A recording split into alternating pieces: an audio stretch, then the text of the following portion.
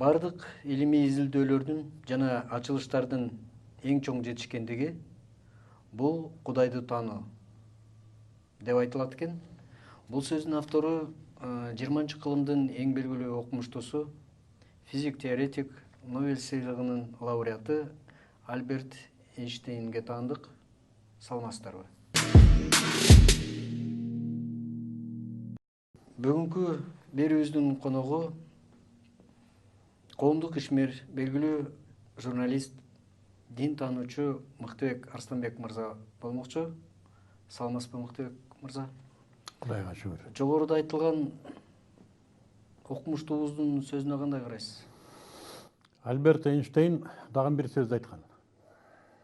Атеист окумуштуу боло албайт дейт. Анткени ал муногу хаостун тартибин көрө албайт дейт. Бир караганда хаос болуп көрүнгөн алам өзүнүн ички жана тышкы мыйзам ченемдүүлүктөрүнүн тартиби бар. Аны Кудайды издеген жана Кудай менен таанышкысы келген, адамдын акылына дайым эле отура бербеген иррационалдык табият жөнүндө да мүдөөсү бар, ыйманы бар окумуштуу гана көрө алат. Эйнштейн айтып атат. Эйнштейн деген сөз бул диндин илимий чагылуусу десе болот. Ал жөөт болгондо да диний аалым үй-бүлөдөн чыккан окумуштуу. Ошондуктан анын изилдөөсүнүн дээрлик бардыгы алгач диний маалымат жана анын илимий тастыктоосуна арналган.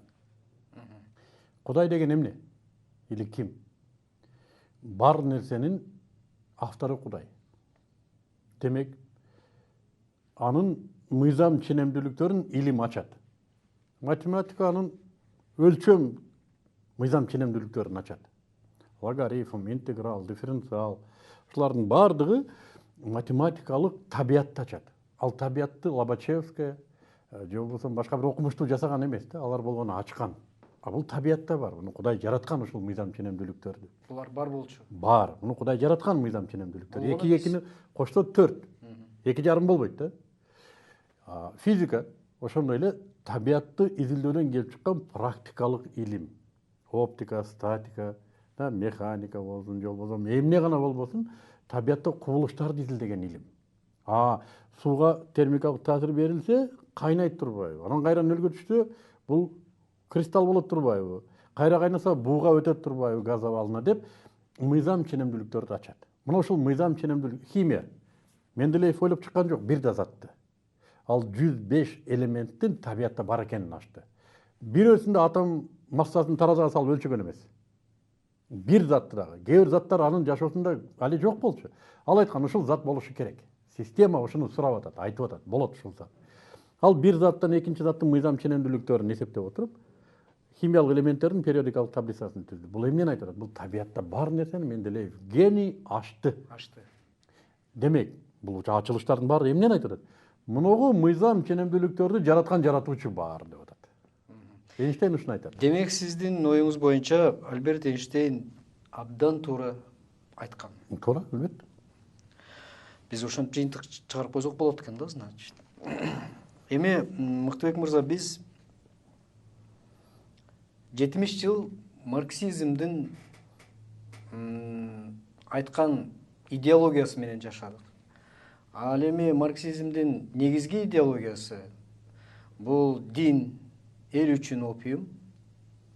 Экинчиден, дин бул адамдын ой жүгүртүүсүн камакка салган бир күч сыяктуу окуткан да сиз экөөбүздү. Анан ошол Советтер Союзу урады. 91-92 жылдары биз өз алдынча көз карандысыз мамлекет болдук. Бардык нерсе эркиндикке чыкты. Ошону менен бирге дин таануубуз, динге болгон көз карашыбыз, Кудайга болгон көз карашыбыз да эркиндикке чыкты. Биз кандай динди тандап алдык? Анын канчалык деңгээлде туура тандап алдык? Марксизм боюнча. Марксизмдин дин жөнүндө айткандарынын дээрлик бардыгы христианчылыктын негизинде. Ислам дини жөнүндө сөз жок марксизмде. алардын бүт динди талкалаган, дини догматтарды сынга алганда христианчылык динин алган алар. Юдаизмди да эмес, исламды да эмес. Эмнеге? Ошол кезде Европа христиандык, Россия христиандык болгон. Жана ал учурда католик чиркөөсү да, православ чиркөөсү да адамдарга аалам, дүнүйө тааным өзгөрө тургандай жаңылык бере алган эмес. Тетирисинче баардыгын ал кезде падышага баш ийүү силерге милдет, падыша ал Кудайдын жердеги көлөкөсү деген сымал бийликтин зомбулугун, зулумдугун легитимдешип берип турган. Чиркөө өзүнчө бир мамлекеттик көлөкөдөгү институт катары болуп калгандыктан булар шарлатандар деген. Джон Лок деген философ айтып атпайбы? Кудай өлгөн. Эл өзүн өзү Кудай болуш керек, коом өзү Кудай болуш керек. Буларга тим койсоң, булар Кудайдын атынан элди эзип атат кошулуп алып, мынагуларга кошулуп деп. Мына ошондон Робеспьер чыкты. Робеспьерден кийин ушул идеялардын баары, Кант, Иммануил Кант, Шарль Фурье, ушулардын баары келип, Анри де Сен-Симон, ушулардын баары келип отуруп марксизмге түрткү берди. Марксизм анан кийин албетте мындай дин бийликке каршы ойлоно албайт. Ал маңырап калган. Элди уктатуучу бул дин деп христиан динин айтат. Кийинчерээк ал кезде ислам дининин таасири мынчалык эмес болчу, азыркыдай эмес болчу. Мусулман өлкөлөр өздөрү араң жашап аткан кез, экинчи дүйнөлүк согуштун башаты мына мусулман дөөлөтү дагы 14 кылым бою жерди кармап турган мусулман дөөлөтү дагы өз алдынча жанагынтип бөлүнүү босогосунда турган кез. Мына ушул кезде ислам жөнүндө сөз болушу мүмкүн да эмес эле. Ислам цивилизациясын Европа ал кезде таналчу эмес. Европа коркчу ислам цивилизациясынан. Өздөрү салык төлөөчү ислам халифатына. Америка өзү салык төлөөчү. Вашингтондун коюлган документтери бар салык төлөгөнү боюнча. Ошондуктан марксизм дин деген сөздү христианчылыкты назарга тутту. Кийин Советтер диктатурасы келгенде Орто Азия элдериндеги ислам динин да христиан дининдеги аныктамага кошуп туруп уруп таштады. Дин деген ушундай опиум. Силердики да опиум. Молдолорду класс катары кырып жойду. Калганын чүнчүтүп, мечиттен чыкпаган бир караңгы бөлмөдө эңкейип тоңкой отурган бир абышканын образын берди. Артта калган караңгы элди алдыга сүзүрөп боштондукка чыккан биздин аталарыбызды басмачы деди. То есть дүнүйө тааным түп тамыры менен алмашты. Анан сиз айткандай, кайра куруунун шарапатында кайрадан анан тарыхый генетикалык аң сезим кайра ойгоно баштады. Биз динди тандаган умтулган деле жокпуз. Ата бабаларыбыз биз үчүн тандап койгон. Мусулман динин биздин жашоо практикабыздан өткөн. Мусулман дининин 100 дебесем да 150% биздин маданиятыбыз жорулуп кеткен ата бабаларыбыз. Уникалдуу бир кубулуш. Кыргыз көчмөн эли, тарыхта арабтар гана көчмөн эл, ислам дини менен жуурулган, биз болдук. Көчмөн эл, мен отурукташкан эл ислам цивилизациясын алса түшүнөм. Очок, жаргылчак, түтүн, үй буюм тайымдары менен, жашоонун жанагы каражаттары менен ислам динин алса бул. Бирок көчмөн ат үстүндө, ат жалында тамак бышырган эл ислам динин алып, аны камыр-жумур кылып ташташы, өз аркылуу макал лакап кылып чыгарып койду. Ар бир макалдын түбүндө бир аят же бир хадис жатат. Турмуштан оңой кылып, өзүнүн практикасын өткөрүп, макал лакап кылып чыгарып берди. Мындай уникалдуу учур өтө аз. Ошон үчүн биз динди тандаган жокпуз. Биз үчүн ата бабалар тандап койду дейбиз. Дин биздин каныбызда бар болчу. Дээрлик канда бар. Дин дегенде эми бул жана бул жалпы түшүнүк да. Дин дүнүйө тааным. Дүнүйө тааным. Мындай дегеним да. Дин дегенде бул дин буддизм болушу мүмкүн. Христианство болушу мүмкүн. Дин болгондо шаманизм болушу мүмкүн. Анан ислам болушу мүмкүн. Биздин каныбызда канчалык деңгээлде ислам дини басылымдуулук кылган деген сөз да, себеби биз жакшы билебиз, Орто Азия бул чыгыш менен батыштын кагылышып бириккен жери. Ошол эле убакта дин маселеси боюнча дагы. Сиз айтып аткан биз 70 жыл марксизмдин жана идеологиясына сугарылдык деп айтсам, сиз айтып атасыз, бул христианствонун ошол жана адамзат биз баары бир пенде экенбиз да.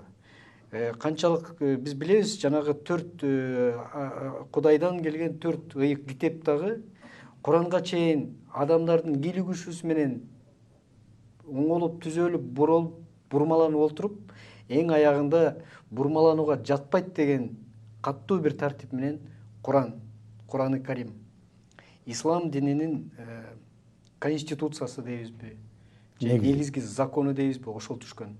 Ыйык пайгамбарыбыз Мухаммед алейхиссаламдын кабыл алуусу менен Кудайдын айткан сөздөрү бизге жетип отурат. Ошол исламдын негизги өзөгү болуп эсептелет. Анан биз азыр коомубузда акыркы убактарда абдан көп сөздөр пайда боло баштады да. Биз азыр өзүнчө да сүйлөшөбүз. Ислам динини биз азыр көбүрөөк биз жана шаманизм деп биздин жана отко, сууга сыйынганыбыз, теңирчилик бир сөз менен. Анан ислам дини, мусулманчылык. Бул биздин каныбызда кайсынысы көбүрөөк болчу? Ислам диниби? 7-кылымда пайда болгон. Же болбосо биз күнүмдүк турмушубузда билип билбей жасап аткан кыймыл аракетибиз менен далилдеп аткан жанагы шаманизмби? Себеби шаманизм деген жанагы даракка чүпүрөк байлоо, ысырык салуу, от менен алыстоо, дагы бирдемке эмели элементтер көп да. Дин деген бул канга сиңбейт го менимче. Бул ар бир адам өз ыктыярдуу акылы менен кабыл ала турган жашоо матрицасы. Дүйнө таанымы. Ар бир адам. Ошон үчүн ата бабасы мусулман, молда, окумуштуу болсо да баласы башка динге өтүп кете берет. Бул закон ченемдүү нерсе. Ар бир адам өзү тандайт динди. Бирок маселе эмнеде? Эгер ошол башка динге өткөн адам чынчыл болсо, ал ата бабасы карманган динди айтат. Мен ата бабам мусулманчылыкты кармап келген деп. Эгер ал калпычы болсо, ал менин ата бабам, силердин ата бабаңар теңирчи болгон деп алып айтат. Маселе бир аз башкада. Мен мисалы үчүн айтам да, ар бир уул өзү тандайт динин. Өзү ошого урмат сый менен мамиле кылат. Көз өтүп кеткен ата бабаларынын да урмат сыйын ошол уул коет. Мен ата бабамды мусулман болуп жашаган деп билем. Мен ушундай деп билем. Себеби кыргыздар ай дээр ажоосу, кой дээр кожоосу жок, отко, сууга, ар нерсеге барып боксактын барына сыйына берген эл болгон эмес. Албетте, кайсыдыр бир күчтөрдүн негизинде биздин тарыхый булактарыбыз өчүп кеткен. Негизги биздин туу кармаган кыргызчылыгыбыздын паспорту болгон Манасты карасаң, кайсы вариантын кармаба? Акыркы долбоорлорду эске албаганда кыргыз мусулман болгон жөнүндө айтылып атат. Мен буга ишенгим келет, ишенемин дагы буга. Манас атабыз мусулман болгон, шейит болгон, дин таратып жүрүп шейит болгон киши. Батырыбыз, атабыз, эрибиз биздин. Мен ушуну каалайм. Башка динге өтүп алгандан кийин биздин буга чейинки ата бабабыздын кармап келген динине шек келтирүү бул чыккынчылык. Инсаптуураак болмок. Эми мен ушул динди алдым. Менин көз карашымча менин жашоомо ушул дин жакшы экен десе инсаптуураак болмок. Мен ата бабам исламды кармаптыр эми.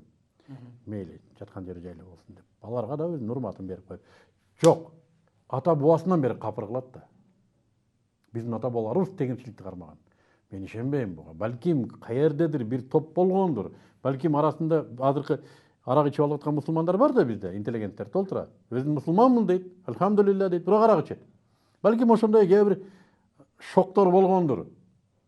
Бирок бүт кыргыз элин теңирчи кылып кое туура эмес. Балким исламга чейин болгондур. Эми айтып атпайм, бир дин менен жашаган элбиз да биз. Чөл эле мындай индейистерге окшоп тамыр казып жүрбөсөк керек эле да. Анан мен дин маселесинде, дин тандоо маселесинде бир сөз айтам. Руслан, дайым айтам. Дин эмне бул? Дин жашоо эрежеси, дүйнө тааным. Эгер бизди өнүгүүгө жетелей турган дин болсо келечекте, дагы бир жолу айтам, биздин элдин жашоосун өзгөртүп, келечекте өнүгүүгө жетелей турган дин болсо, ал диндин киргенине 20 мүнөт болсо дагы, ата бабаларыбызды кой, 20 мүнөт болсо да аны алышыбыз керек. Эмнеге? Ал бизди келечекке жетелейт. Эгер бизди келечекке жетелей албаса, бизди өнүктүрө албаса, биз кырылып аткан болсок, кыздарыбыз сойку болуп, эркектерибиз эрге тийип аткан болсо, азыр 40тан кийин балалуу болбой атат, кыздарыбыз төрөбөй атат, жеген тамагың түшүнүксүз, жүргөн эмне кылып атканың түшүнүксүз. Ушундай бардак дин болсо, бизге киргенине миллион жыл болсо да андан баш тартыш керек. Эмнеге? Биз келечек үчүн жашашыбыз керек. Келечегибизди кайсы дин өзгөртөт, кайсы дин абад кылат, ошону карап туруп кабыл алыш керек. Ар бир адам. Ата бабаларыбыз теңирчи болуп келген экен. Паспортуна чейин жазылып калыптыр теңирчи деп. Бирок бизди мыногу дин өнүктүрөт экен деп алыш керек. Эгер бизди өнүктүрбөй турган болсо, ал динди качан кармаганына карабай туруп андан баш тартыш керек. Мен ушундай деп айтам, мусулман дини ата бабаларыбыз кармаган үчүн дагы эмес. Хотя бул да маанилүү. Акыретте ата бабаңдын алдында турасың да баары бир. Аларды уят кылбашың керек. Алар мусулман дини үчүн жашады, ошол динди таратып жашады, ошон үчүн өлгөндөрү бар. Бул да фактор. Бирок негизи эмне үчүн десек, келечек үчүн кабылдайбыз биз динди.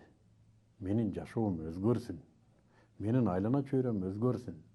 Менин мамилем өзгөрсүн. Мен өнүгөйүн, адамча жашайын деп динди кабыл алат.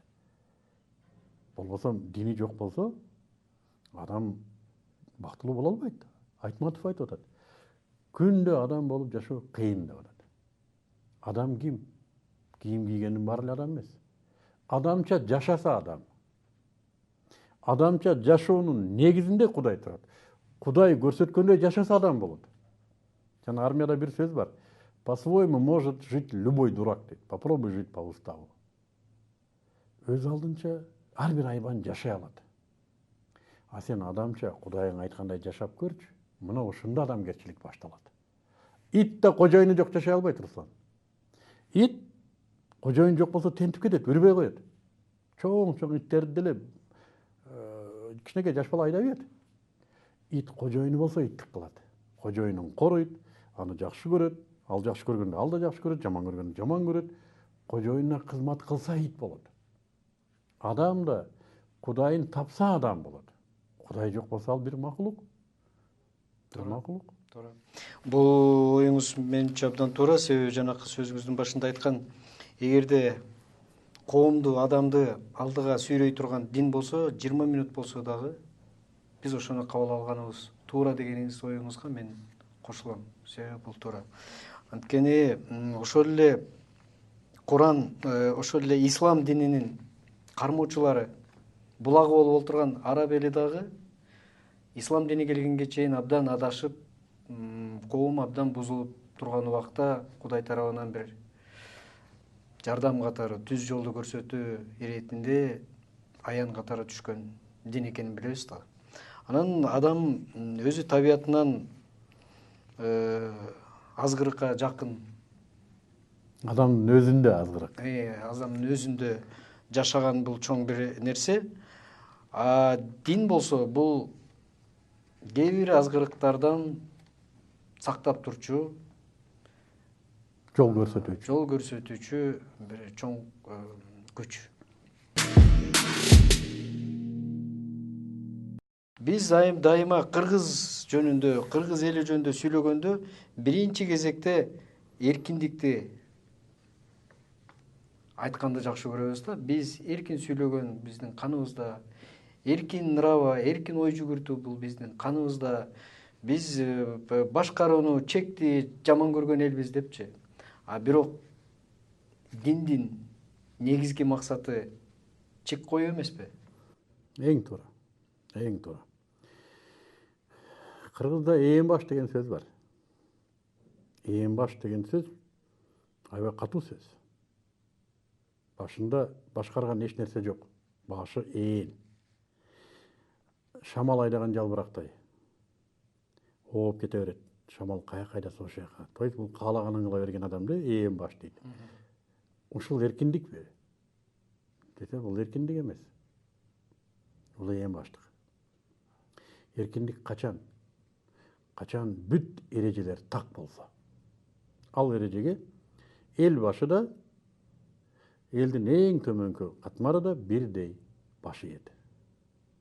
Дин бардыгынын укугун бирдей чектейт, эркиндигин бирдей чектейт. Президенти болобу, кулу болобу, бардығын бирдей Бай чектейт, болобу, кедей болобу. бардығын бирдей чектейт.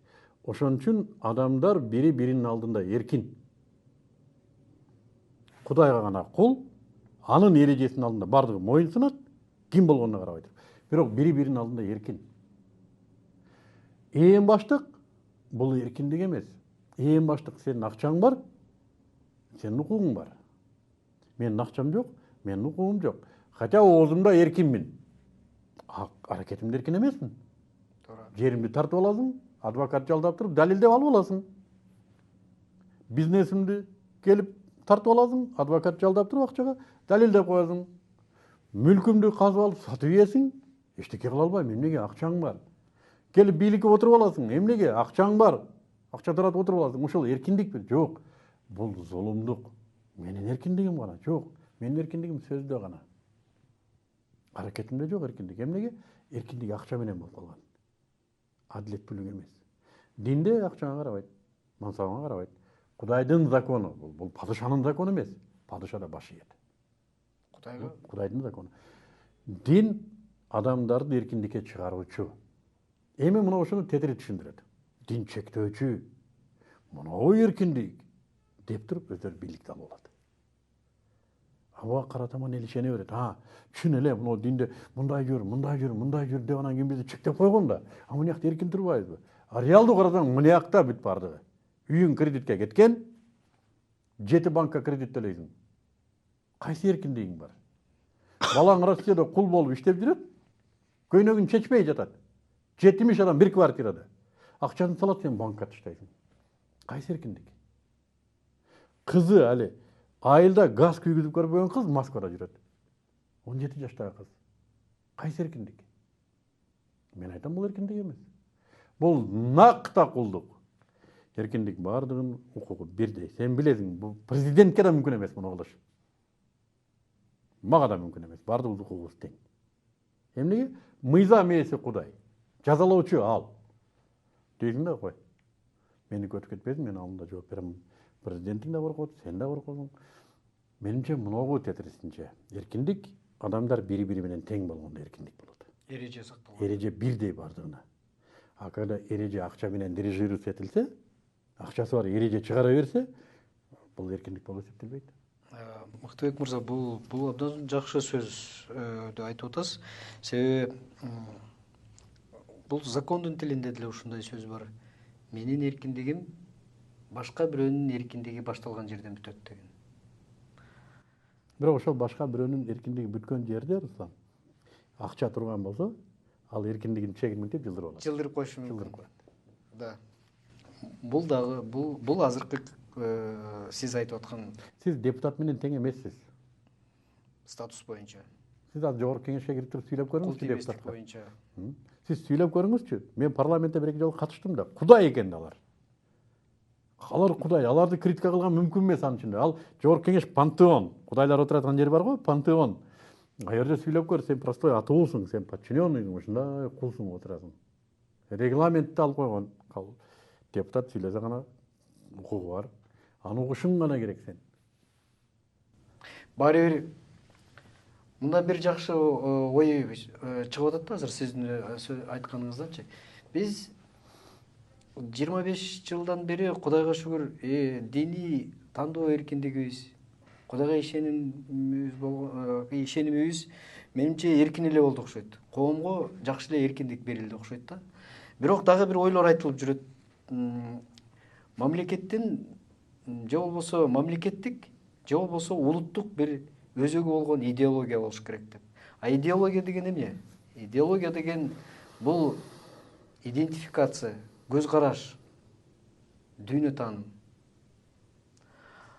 Анан ошол 25 жылдан бери биздин коомдун жанагы бош көкүрөгүн толтурган идеология жок болгон үчүн кээ бир адамдар динди идеология катары коомубузга киргизип салышты деп. Бул дагы бир баягындай элдин башын айланткан маселе да. Чынында андай эмес. Идеологиясы жок жашоо болбойт. Негизи болууга мүмкүн эмес. Мүмкүн эмес. Идеология бул адамды күндө эртең көзүн ачкандан кайра көзүн жумганга чейин, балким уйку учурунда да түшүнө кирип чыга турган жашоо эрежеси, жашоо системасы идеология. Бирок адамдар көбүнчө идеология менен лозунгдарды, чакырыктарды алмаштыра алат. Мисалы үчүн, эй кыргыздар, баардыгыбыз бир бололу десе деле идеология десе боло берет. Эй кыргыздар, биз улуу элбиз, улуу бололу. Бул деле идеология. Идеология десек боло берет. Манастын 7 осуяты идеология десе боло берет. Идеология деп ушу оюңа келген идея деп атпайбы? Оюңа келген ойдун баардыгын идеология десе боло берет. Бирок анын баардыгынан жашоо эрежеси келип чыга бербейт. Анын баарынан жашоо эрежеси келип чыга бербейт. Жашоо эрежеси туалетте отургандан баштап мамлекетти башкарганга чейинки жашоо эрежеси чыккан идеология гана жашоого жарактуу. Бүгүн бизде андай идеология бар. Бирок аны элдер идеология деп билбейт. Ал эмне болгон идеология десе, бүгүн бизде капиталисттик идеология. Бүгүн бизде рынок идеологиясы. Биздин мына жерде муунтуп турган рынок экономикасы. Молдо дагы акча болсо анан Аллахтын ыраазылыгын издейт. Акча болсо анан кийин мечит курабыз, китеп чыгарабыз, Куран басып чыгарабыз дейт. Акча болбосо молдо да кыймылдабайт. Баардыгыбыз акчага кирип кеткенбиз. Депутат эмне үчүн жогорку кеңешке барат? Акча табыш үчүн барат. Көбүрөөк табыш үчүн. Эмне үчүн эрге тиет? Акчасы барга тиет. Эмне үчүн бала төрөбөйт? Азыр иштеп алайын акчаны дейт. Бардык нерсе 24 саат бою акча. Көзүңдү ачасың, акчага эрен табам, кечинде жаттың, түшүңө акча кирип чыгат. Мына ушул жашоону башкарган идеология. Бул капиталисттик идеология. Кыргыз бирине бири айран сатчу эле. Нан сатчу эле, эки кошуна бирине бири. Ага ини бирине бири нан сатчу эле. Эмне болду? Нан сатат азыр, айран сатат. Эмне болду? Идеология бар, ошону бизге үйрөттү. Бул рынок экономикасы. Бирок аны биздикилер рынок экономикасын идеология деп билбейт. Конституциябыздан баштап бүт мыйзамдардын бардыгы ушул рынок экономикасына багытталган идеология. Экономикабызды көтөрсөк, тобиш акчабыз болсо, анан бактылуу болобуз деген идеология. Акча табыш үчүн эмне кылабыз? Бардык нерсени сатканга мүмкүн. Бардык нерсени кааласаң денеңди сат. Кааласаң денеңди сат. Эч ким эч нерсе дебейт. Кээде ныравалык полиция чыгып, көп сатып ийдиң денеңди дейиши мүмкүн.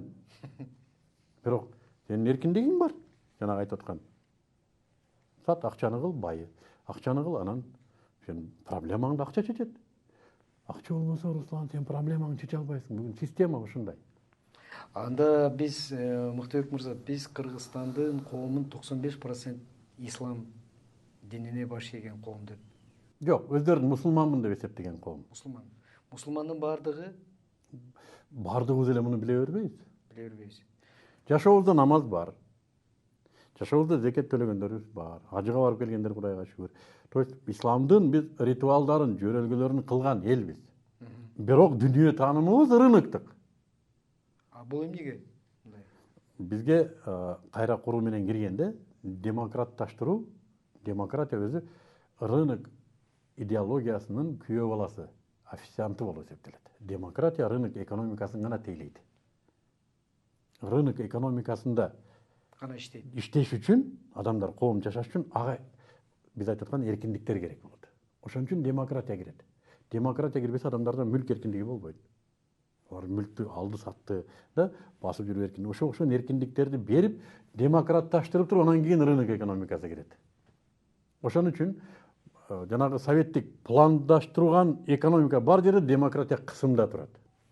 Бизди рынок экономикасына алып киргенде демократия деген чакырык менен алып кирди. Мен азыр сиздин сөзүңүздөн мындай түшүнүп атам да. Мен ойлочумун, бизде диний көз карашта же жогорку күчкө болгон, Кудайга болгон ишенимде биздин коомдо эң чоң кагылышуу бул ислам динине чейинки ишенимибиз, анан бүгүнкү күндөгү кабыл алган ислам динибиз. А көрсө эң чоң кагылыш башка жакта. Башкада. Биздин мамлекеттик түзүлүшүбүз, коомдук түзүлүшүбүз, системабыз, башкаруу системабыз. Анан кийин дүйнө таанымы. рынок экономикасы мисалы үчүн Эң чоң каршылык ушул жерде турбайбы? Европа. Эмне үчүн Европа жакшы жашайт? Аларда да рынок экономикасы бар, аларда да демократия. Эмне үчүн? Эмне үчүн? Алар рынок экономикасын бизге окшоп баштаган эмес да. Алардын ата бабалары мусулман өлкөлөрүн тоноп 300-400 жыл тоноп, колониалдык басып алуучулуктан капиталды жыйып, анан айландырган базар ал. Анан ошондон түшкөн кирешеден Европа дүңгүрөп отурат. Америка кул өлөрчүктөн, наркотиктен, сойкулуктан түшкөн киреше менен рынок экономикасын жүргүзөт. Рынок экономикасы бул тегирмен, акча түштү анан кийин чыгаша. А биз кайсы мамлекетти басып алдык? Же биз кайсы ата бабабыз калтырган мүлк бар эле? Рынок экономикасына даяр болгон. Ошон үчүн биз сырьевой база боюнча кала беребиз. Же Россияга, же Америкага ошентип бир жанагы куржун болуп жүрө беребиз. Азыктардын куржуну. Биз силер демократиянын аралчасы. Молодец кыргыздар. Давай. Сен башкар деп бир бийликти алып келип коет. Вот и все. Буну эми билбейм, түшүнгөнү түшүнбөгөнү жок. Мен ушуну түшүнөм. Бул реалдуулук. Бул сөзүңүздөн кийин Жашоо кыйын болуп калды. келечекке А ислам эмне болду? Ислам десе, бул мунагу элди азырынча исламды түшүнбөгөндүктөн коркутуучу каражаттардын бири. Ислам менен коркутат. Игилди чыгарышты да. Игил өзүнчө бир курчак. Дүйнө жүзүнө ислам менен коркутуучу бир макет. Аны чыгарышты, бир мамлекет курулуп аткан сүрөтүн, анан журналисттерди сойдурду, Голливудтан тартып, аны кылды, муну кылды. Ислам мамлекети деп атасыңарбы? Ислам экономикасы деп атасыңарбы? Ислам саясаты деп атасыңарбы? Мына. Ошону каалайсыңарбы? Жок, аны демократия эле жакшы, капитализм жакшы. Карап кой, Ислам ошол бойдон сөз катары, альтернатива катары эми каралбайт. Ислам матрицасы, Кудайдын матрицасы альтернатива тууралуу альтернатива катарында каралбайт. Эмнеге көрсөтүп койду? Мына кой ислам. Көрдүңбү мына? Жардырды, мунараларды, мына өлтүрүп атат метролорду, мына ушунун бардыгы ислам. Ушуну каалайсыңбы сен? Ушуну каалайсыңбы?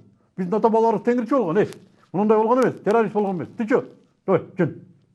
Бирөө жарым ушуну түшүнүп калса, муну камаш керек, муну жоготуш керек. Дейт да бирдемке кылып аны.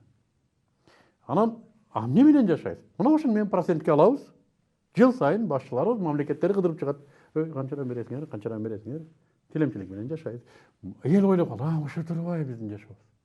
5 жылда бир депутаттар келет, акчаны таштайт, балетти бийлейт элдин көзүнчө, мандат алат да келип сатат. Капиталды жасайт капиталды. Кийинки 5 жылда да келип бийлеп коет элдин алдында. Дагы акчага кетти. Эл байкуш, эми добушунда иштете албай. Баары эч кандай эме жок турбайбы? Эми эмне кылабыз эми? Азыр эмне пайда болду, билесиңби? Арзуу пайда болду. Четке чыгып кетиш керек экен деген арзуу пайда болду. 100 бизнесмендин 99-у акча чогултуп сыртка чыгып жашоону арзуу кылып калды.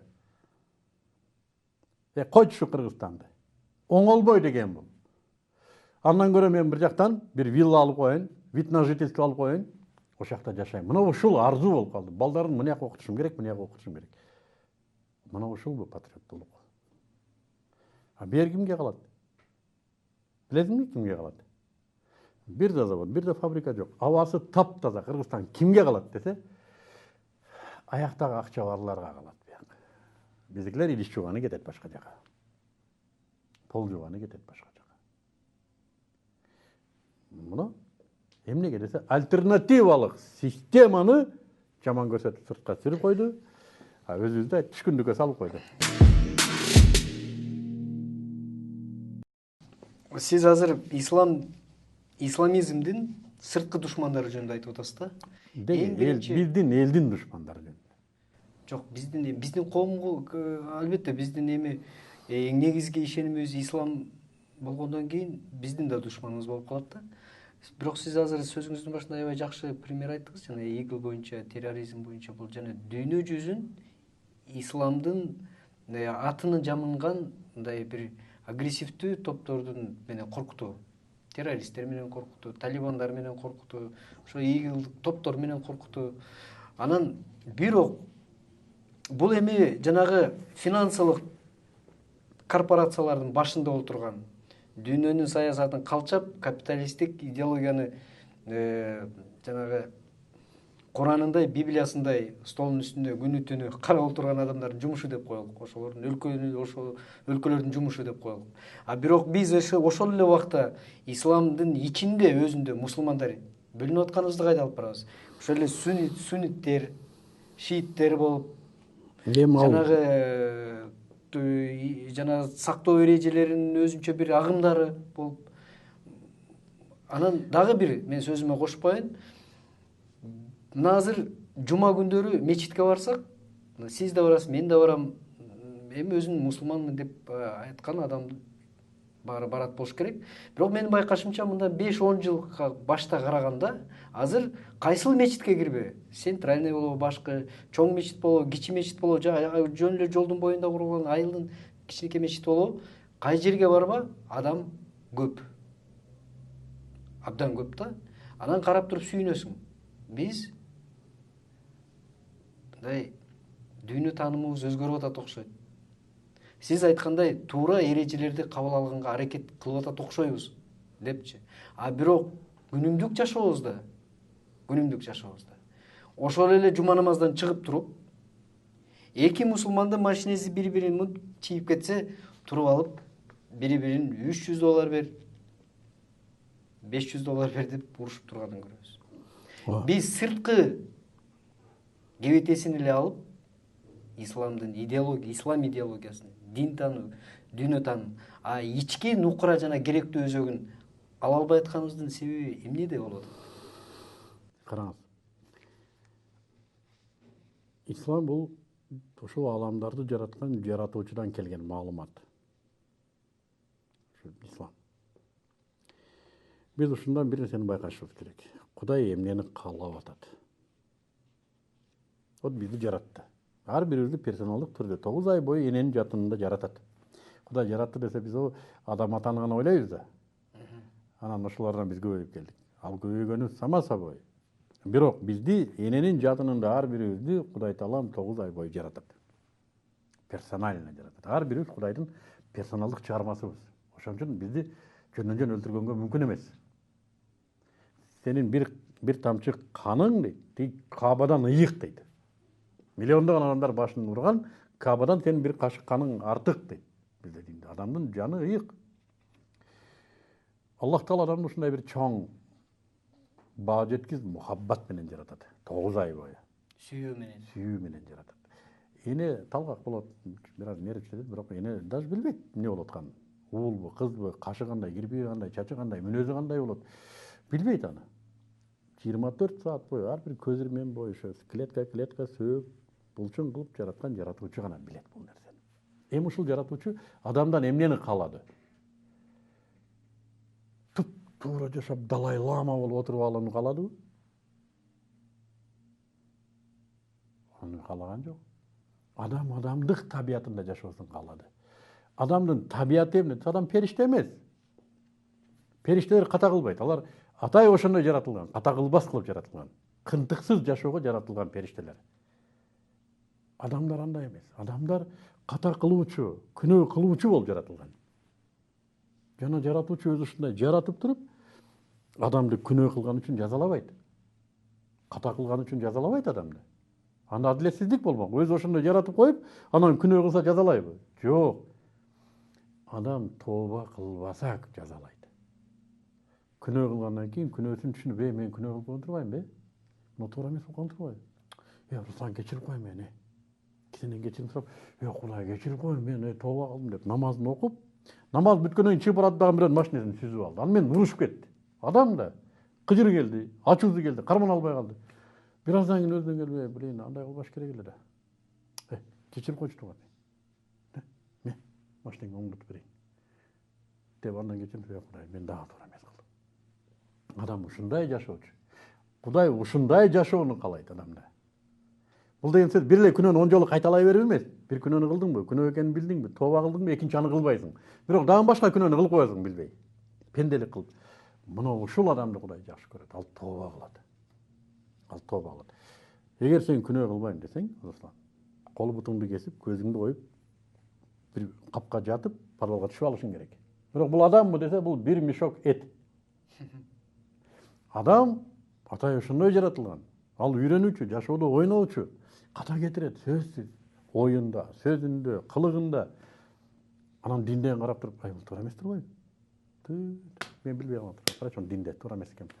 Кечирип кала туугандар. Мына акчаңар, мына эмеңер, кааласаңар мына курум мойнумда жазалаңыздар. Кудайым кечир мени. Экинчи кылбайм муну. Дагы кылса эми анткор, анын жазасы башка. Кылбайм мен ушуну. Дейт, өлтүрсөң да кылбайт. Бирок башка нерсени дагы туура эмес кылып коет. Бул биринчи фактор. Бул дүйнө жүзү боюнча ушундай. Пайгамбарыбыздын доорунда да ушундай. Кыяматта да ушундай болот. Кыяматка чейин. Адам барбы, адам табият ушундай. Ката кылуучу адам. Экинчи маселе, Кыргызстанда дин али өзбек ажы айтмакчы памперсте. Биз али жалайыктабыз. Даратыбызды да толук билбейбиз али. Болгону Кудайдын бар экенине ыйман келтирдик. Мечитке барыш керек экендигин билдик. Динди али билбейбиз биз. Динде деп айтылган маалыматтын бардыгын туура экенин да билбейбиз. Мына диндеби же жөлө бирөө кошуп койдубу? Же бул башка жактан келген бир кошумчабы? Аны деле билбейбиз. Эми бирин серин үйрөтүүчүлөрүбүз пайда болду. Итип алар бир күн көп, бир күн өчүп, бир күн көп, бир күн өчүп алар да билбилде ойноп атат. Бизде ал окумуштуулар жок. Өзүбүз эркелетип аалым деп койгондорубуз болбосо, чыныгы пайгамбарларыбыздын мураскорлору болгон аалымдар али келе элек бизде. Дин таануучуларыбыз. Дин аалымдар. Эми келет. Азыр балдар окуп жүрүшөт, эми келет. Бирин серин башында келгендер бар, айтып атпайм. Алар деле бир күн көп, бир күн мынтип ар бала болуп атат эми. Аларга да шүгүр деп сүйүнөбүз. Алар жок болсо эмне кылат элек? Маселе эмнеге келип калды? Азыр биз мусулмандарга бир аз кечиримдүүлүк менен көз караш керек. Бул балдар кимдер? Биз кимбиз? Кече эле арак ичип, бузукулук кылып, кылбаңгылыкты кылып жүргөн элбиз да. Кече эле. Анан Кудай тоофук берип, эми намаз окуп калсак, бардыгын билип калдыкпы? Жок. 35 жыл бою мен караңгылыкта жашаган Мыктыбек бир жума намаз окусам эле өзгөрүп каламбы? Бир ай мешитке барсам эле өзгөрүп каламбы? 40 күн даватка чыксам эле өзгөрүп каламбы? Жок. Бул мына жерде өзгөрүш үчүн бүт өмүр керек болот. Күндө бирден кылыгыңды жоготосуң. Кээ бир кылыгыңды айлап, жылдап, ыйлап жүрүп жоготосуң. Кээ бир жаман адаттарыңды калтырыш билесиңби кандай оор? Орус айтмакчы, Горбатова могила исправить. Чындап эле мен өлгөнгө чейин ошол бойдон каламбы дейсиң кээде. Кополдугуң, коройлугуң, булар аябай оор, жанагы өзүңдү өзүң таш менен чегип жасашка туура келет. Жана ошол учурда бирөө карап туруп, муну ажы десе бул деле мындай турбайбы деген бул туура эмес да, бул мындай үстүртөн караганда. Адам өзүнүн үстүндө өзү иштеп атат. Ошол кагылышып кеткен машина кийинки кагылышканда башкача болот эми. Наркысында дагы башкача. Күн сайын өсүп отурат коом. Башында биз жакалашып кеткен балдар болгон. Азыр көрсөң башка. Демек, табигый өнүгүү болуп атат. Бизде азыр ислам дараттан нары ачыла элек эле. Бир ой бар да, Мыктыбек мырза, бул менин личный, мындай жеке субъективдүү оюм. Мен дагы бир мындай анализ жасаганга аракет кылам да. Эми чыгармачыл адам болгон үчүн, кесибим режиссер болгон үчүн мен маданият тараптан көбүрөөк караганга аракет кылам. Мисалы үчүн ошол биз жанагы эң исламдын ошол постсоветтик пространствода деп коебузбу, же болбосо ошонун ичинде биздин Кыргызстанды.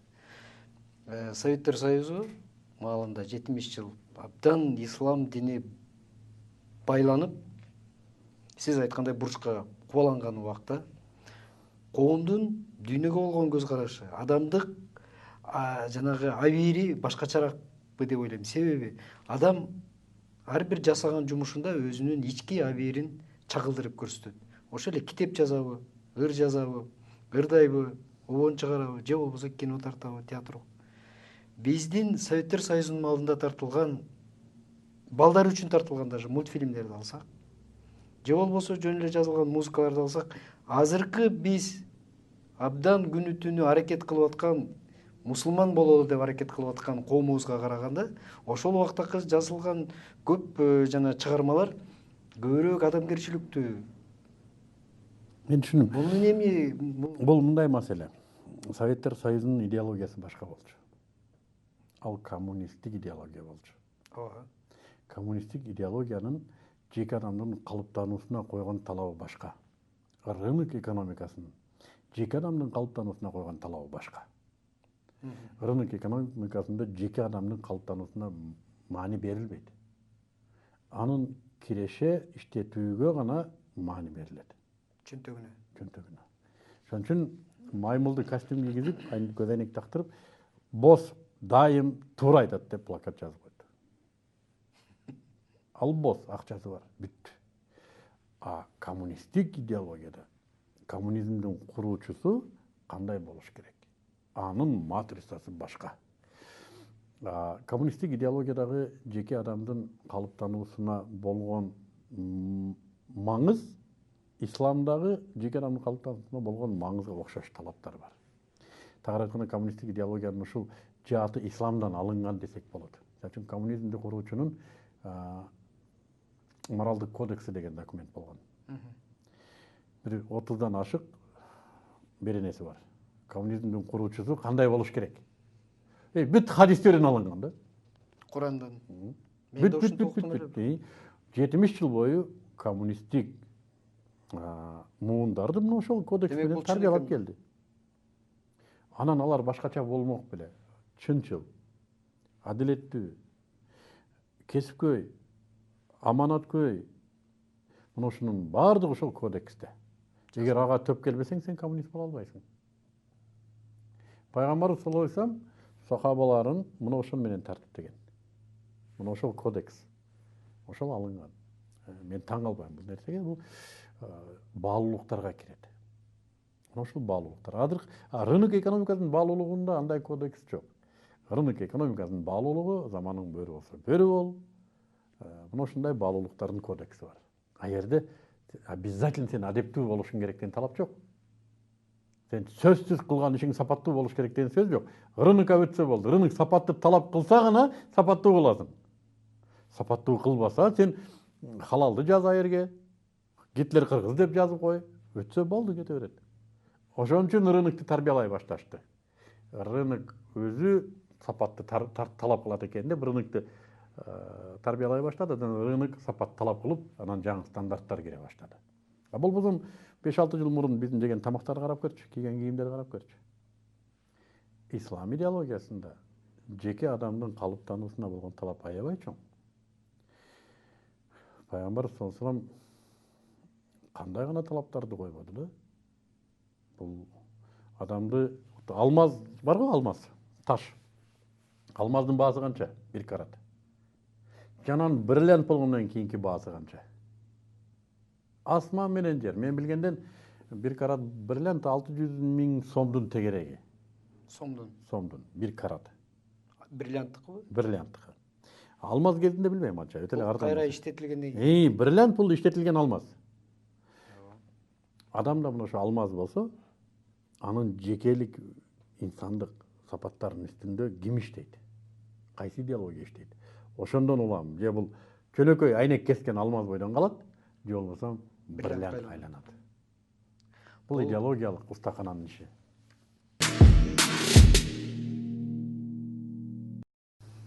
Бул абдан жакшы салыштыруу болду. Мен сизди чакырардын алдында бир сөздү эстеп, бул жөнүндө азыраак сүйлөйм деп ойлодум эле, себеби Англия элинде бир жакшы сөз бар экен. Аба ырайы менен динди акылдуу адамдар сүйлөшпөйт деп. Анан биз Мыктыбек мырза экөөбүз акылдуу адам бололук, динди азыраак сүйлөйлүк деп. Бирок сөзүбүздү баштап алып, билинбей 1 саат өтүп. Алар англичандар. Биринчиден, экинчиден христиан дининде дин жөнүндө сүйлөшүү анчейин деле мындай маанисиз дейсизби? Маани берилбейт. Дин жөнүндө талаш чыгуу, талаш чыкса жооп жок кылат көбүнчө. Суроолор көп, жооптор аз. Ошон үчүн анан көбүнчө дин жөнүндө сүйлөшсө, аякта урушуп мушташып кетиши да мүмкүн. Бир келишимге келе албайт. Ислам дини андай эмес. Ислам дини жөнүндө сүйлөшкөндө адамдар урушпайт да, мушташпайт. Экөөнүн сөзсүз бирөө бир тарапка макул болгонун тарайт. Бул акыйкат. өзгөчөлүгү турбайбы? Бул абдан жакшы. Менимче бул дин жөнүндө көз карашыбызды бир бетме бет олтуруп иреттеп алуу, сүйлөшүп алуу, акылдашып алуу менимче бүгүнкү күндүн негизги талаптарынын бири. Мен сиздин кээ бир мындай, сиз эми дин таануучудан дагы журналисттик кесипти аябай көп убакыт аркалаган инсансыз. Коомдук иштерде жүргөнсүз. Ошол коомдук иштериңиздин бири 2010 жылы жаңы конституция кабыл алып атканда ошол конституциялык кеңешменин мүчөсү болуп отурганыңызда бир сөзүңүздү угуп калдым. Биз конституциядан светтик деген сөздү алып эле салып, болот эле алып салсак деп. Мен эми ошондойку сөздөрүңүздү жакшы түшүнгөн эмесмин. Бирок азыркы сүйлөшкөндөн кийин сиздин ошол убакытта айткан максатыңызды мен даанараак түшүндүм деп ойлойм да. Бизде абдан чоң бир түшүнүк бар да. Дин мамлекеттик башкаруудан, мамлекеттик түзүлүштөн сырткары туруш керек деген. Бирок эгерде коомдун баскан турган эрежесин так аныктаган ислам дини болсо, аны мамлекеттик түзүлүшкө колдонууга эмне үчүн болбойт деген суроо. Бу жерде тактап коелу. Мен светтик деген сөзгө каршы болгонумдун себеби башка болчу. Биздин конституция баары бир светтик. Кааласак каалабасак. Кааласак каалабасак светтик. Демократиялык деп турат да. Демократиялык деген сөз дин турмуштан тышкары деген сөз. То есть мамлекеттик башкаруу эл өкүлдөрү аркылуу кылынат. Эл өкүлдөрү мыйзам чыгарат. Депутаттар, алар мыйзамды практикадан алып чыгарат. Муктаждыкка жараша. Кудайдан албайт. Кудай мамлекеттик башкарууга кийлигишпейт деген сөз. Мечитке, чиркөөгө, даватыңа Кудайды иштете бер. Бирок мамлекеттик башкарууга Кудайың иштебесин деген сөз демократия. Эл башкаруусу, эл бийлиги, демократос. Кудай башкаруусу эмес, Кудай бийлиги эмес. Светтик деген сөз бул жерде кереги деле жок дедим. Эмне үчүн? Кереги бардыр, но бирок бизге ашыкча бул сөз. Эмне үчүн? Светтик деген сөзгө такап мусулмандардын укугу тебеленет дедим. Мына азыр хиджаб кийип көчөдө жүрүш оңой эмес. Мектепте күндөн күнгө хиджаб кийген кыздар көбөйүүдө. Алар менен болбогон күрөштүн баардыгы болуп атат. Светтик эмне экенин билбейт өзү директор. Светтиктин сыйысын билбейт. Бирок жолук салбабыз светтикпиз дейт. Ал жолукту эмнеге салба деп атасың десең билбейт. Эмне астында мина барбы, же граната бекитип алган бала окуучу кыз түшүнбөйт. Эмнеге аны министрлик айтат, биз эч кандай каршылыгыбыз жок, салына берсин дейт. Бирок телефон чалып коет окшойт, салдырба деп. Анан ага барсаң, алар ырдаган ушу, биз светтикпиз. Светтик эмне? Мамлекеттик башкарууда дин жок. Бул окуучу мамлекетти башкарып атабы? Бул сабакка келип атат. Жок, бизде светтик. Ушу попугай, светтик. Анан мен камера коюп алып интервью алайын деп атам. Эмнеден коркосуң? Жолугунун астында эмне граната бар дейсиңби? Же эмне? Билбейт бул өзү эмне экендигин. Курчак, светтик. Сакал менен ишке кире албайсың. Мен КТРдан сакалым үчүн айдалгам. Мен ушул жөн эле бир шылтоо болуп калбасын мусулмандардын укугун тебелегени деп, ушуну гана айткам. Мамлекеттик система өзгөрбөйт андан. Бул түшүнүктүү. Бирок Мыктыбек мырза, мен деле жеке инсан катары жанагы биздин улутка сырт болгон, табиятыбызга жарашпаган, жайлообузга жарашпаган, жашаган жерибизге жарашпаган бир бүтөн элдин кийимдерин кийип, анан ошол аркылуу динди таанууга каршымын. Мисалы ошол эле хиджаб. Хиджаб эмес, жөн эле жолук деп койсок эмне болот? Кыздар жолук салыш керек. Аял кишилер жолук салыш керек. Эркек кишилер жана биздин эми кыргыздын улуттук кийимдери мындай карап көргөндө бир дагы ислам динине, мусулмандардын жанагы ишенимине каршы келген кийимибиз жок экен. Узун кийген. Туура. Үстү да, асты да, жолугу да. Кудайга шүгүр, биздин ата бабаларыбыз диний кийимде кийинген. Диний кийимде кийинген экен. Диний талаптарга жооп берген кийим кийген. Ооба. Но хиджабты мен мындай деп айтам да. Диний норма экендигин айтпай туралы. Четке коюп туралы 2 мүнөт. Хиджаб диний талап экендигин айтпай эле. Биз светтик мамлекет катары кийим маселесине карай турган болсок, бизде кийинүү эркиндиги барбы? Бар да кийим эркиндиги. Кааласаң шортик кий, кааласаң джинсы кий. Азыр эми жана ит талап кеткендей болуп.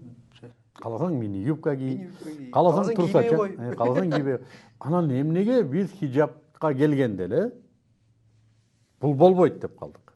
Анда биз кийинүү эркиндигине тыюу салышыбыз керек. Раз бизде демократиябы? Демек биз кабыл алган эрежени сыйлашыбыз керек да. Демократия дедикпи? Кийинүү эркиндиги барбы адамда? Анда ошол кийинүү эркиндигинин мунарасынан караш керек муну. Кимдир бирөө мини юбкада жүрөбү? Кимдир бирөө коробка кийип алды. Эмнеге мини юбканы көргөндө фигура дейбиз, а мына коробканы көргөндө дейбиз. Демек биздин өзүбүздө проблема, ал кийимде эмес. Анда биз кийинүү эркиндигин чектешибиз керек. Токто. Бардыгыбыз мини юбкада жүрөбүз. Мына Өзбекстан ошондой кылды. Хижап чечебиз деди. Демократиясын бузду. Биз аны демократия дебейбиз эми. Бул авторитардык, куугунтук мамлекети дейбиз. Адамдардын жеке тандоосуна кирди мамлекет. Сакалды койбо деди. Бардыгын аялдардай кырып ташта деди. Тажикстанда, Өзбекстанда. Демократиябы? Демократия эмес. А бизде демократия десек, анда эмнеге биз? Бул сөзүңүз да абдан туура, себеби спортто бир жакшы түшүнүк бар. Ар бир ойлонуп табылган приемго карама каршы прием бар деген. Эгер биз демократия десек, анда адамдардын кийинүүсүнө эркиндик бериш керек. Бул туура. Сойкулукка эмнеге эркиндик берип атабыз? Эмнеге жаман көрбөйбүз? Туура. Эмнеге? Эмнеге? Ага кыжыр келбейт да, хижапка кыжыр келет. Биздин кыргыздын улуттук кийимдерин кийсе, бул хижап. Хижаптан да ашып түшөт, үстүндө кепинин урап алат мынтип. Туура. Бул общем радикализм. Көргө бара тургансып, кепинин башына урап алып тур десе болот. Өздөрү түшүнбөйт эмне менен күрөшүп атканын. Туура. Арапташып кеттик дейт. Туура. Мен ушу арапташып кетүү боюнча айтып берейинби? Арапташып кеттик деп атпайбы? Ошо хижапты айтат да. 70 жыл орустун басымында отурдук да. Колбасасын жедик, арагын ичтик. Кылбаганын кылдык да. Орустан айырмабыз жок. Фамилиябызды да өзгөрттүк да. А? Орусча. Бардыгын орусча билбесең адам эмессиң. Карьераң жок. Орусча билишиң керек. Орус жашоо образың орусча. Кыргызда сөз пайда болду. Бул орус деген. Бул орус болуп калган, орус. Орусташып кеттикпи? Эч кандай орусташкан жокпуз да. Кыргыз тилин билбеген киргиз деле мындай чукулап келсең кыргыздык ойгонот да. Азыр андай жок. Барды кыргыз азыр. 70 жыл кызыл кыргын террор менен орус ташылды. Мылтык менен, кундак менен, муштум менен, кара кан менен орус кыла албай койду. Хижап менен араб кылып ийеби. Бул жөн эле үстүртөн урулган экспансия. Биз арапташып кеттик деп өзү орусча айтып атат. Мы арабизируемся деп. Сүйлөшкөн адамын кызыктуу болсо, убакыттын кандай өткөнү билинбейт деген сөздүн чындыгы бар. Себеби сиз экөөбүз баштаганыбыздан бери билинбей 1 саат өтүп кетиптир. Сиз менен дагы башка темалар боюнча да сүйлөшөм деп үмүттөндүм эле. Тилекке каршы убакыт жетпей калды. Ошол эле маданият, журналистика боюнча, саясат боюнча сүйлөшөлү дедик эле. Бүгүнкү негизги маегибиз дин тууралуу, дин коомдогу орду тууралуу болду. Эми бул сүйлөшкөн сөзүбүз дагы акыркы эмес, акыркы болбойт деген үмүт тилектер менен сиз менен дагы бир жолу жолугуп, бүгүнкү сүйлөшө албай калган темалардын үстүндө бүгүнкүдөй эле кызыктуу маек курабыз деген жакшы тилектер менен бүгүнкү көрсөтүүбүздү жыйынтыктасак, сиздин убакыт бөлүп келгениңизге чоң рахмат. Чакырганыңызга рахмат.